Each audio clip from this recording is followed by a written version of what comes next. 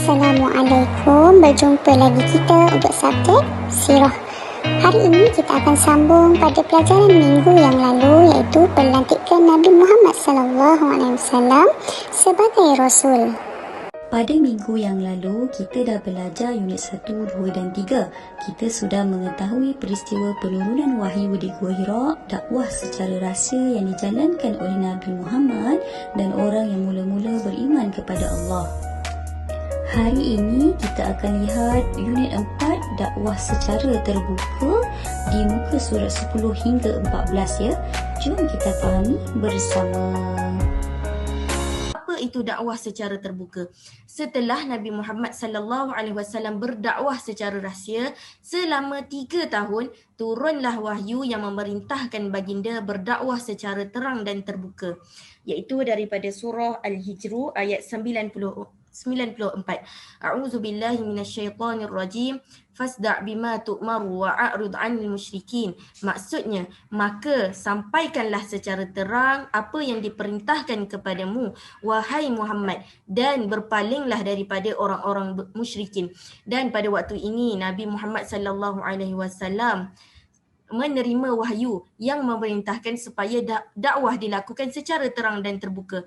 Baginda terus menaiki Bukit Safa dan menyeru penduduk Mekah datang beramai-ramai mendengar seruan dakwahnya.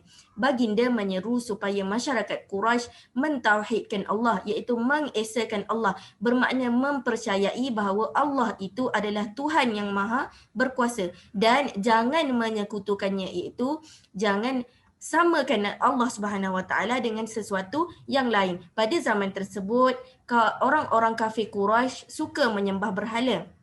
Oleh itu, Nabi Muhammad menyeru orang-orang kafir Quraisy di Mekah supaya mentauhidkan Allah. Kemudian beriman dengan hari akhirat, iaitu percaya pada hari akhirat akan berlakunya hari pembalasan dan percaya kepada balasan baik dan buruk. Setiap perbuatan yang dilakukan akan ada balasan, iaitu antara dapat dosa ataupun pahala.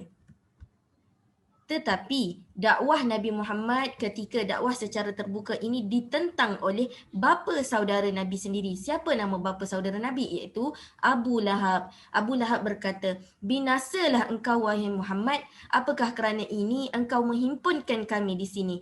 Abu Lahab tidak suka dengan apa yang dilakukan oleh Nabi Muhammad kerana Nabi Muhammad memanggil orang-orang kaum kafir Quraisy beramai-ramai, orang kaum Mekah beramai-ramai pergi ke atas Bukit Safa untuk menyampaikan seruan dakwahnya secara terbuka.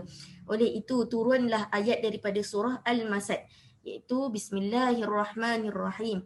Tabbat yada abi lahabin wa tab, ma aghna anhu maluhu wa ma kasab, sayasla naran dhata lahab, wa imra'atuhu hammalatal hatab, fi jidha hablum min masad. Ayat ini khas ditujukan kepada Abu Lahab yang menentang perjuangan Nabi Muhammad sallallahu alaihi wasallam secara terbuka. Baginda menyeru mereka, iaitu kaum Mekah, mentauhidkan, mempercayai bahawa Allah itu adalah satu dan meninggalkan penyembahan berhala. Namun usaha Nabi Muhammad ditentang oleh Abu Jahal dan Abu Lahab. Bukan Abu Lahab seorang, tetapi Abu Jahal yang sentiasa mengekori dakwah baginda. Abu Jahal dan Abu Lahab menyeru kaumnya agar tidak meninggalkan agama nenek moyang mereka yang menjadi anutan budaya mereka. Pada waktu tersebut, seperti yang Ustazah sebut sebelum ini, mereka mempunyai adat mereka sendiri dan agama baharu yang dibawa oleh Nabi Muhammad sallallahu alaihi wasallam tidak dapat diterima oleh kaum Mekah. Orang kafir Quraisy pergi menemui Abu Talib. Abu Talib ialah bapa saudara Nabi Muhammad sallallahu alaihi wasallam.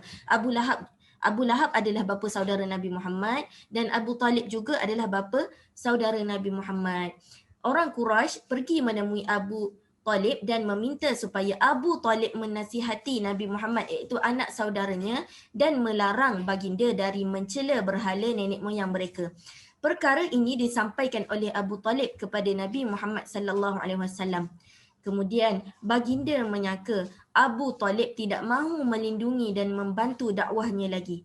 Pada mulanya Nabi Muhammad sangka bahawa Abu Talib tidak mahu membantu usaha dakwahnya. Tetapi dengan perasaan sedih Nabi Muhammad berkata, "Demi Allah, wahai bapa saudaraku, jika mereka meletakkan matahari di tangan kananku dan bulan di tangan kiriku, tetap tidak akan aku tinggalkan sehingga aku binasa kerananya." Nabi Muhammad bertegas bahawa beliau akan terus melakukan dakwah kepada seluruh penduduk Mekah walaupun pada tangannya diletakkan matahari dan pada tangan kirinya diletakkan bulan. Setelah mendengar ucapan Nabi Muhammad itu, Abu Talib setelah mendengar ucapan yang menunjukkan kesungguhan Nabi Muhammad, Abu Talib pun berjanji akan terus melindungi Nabi Muhammad sallallahu alaihi wasallam dan dakwah Nabi Muhammad sallallahu.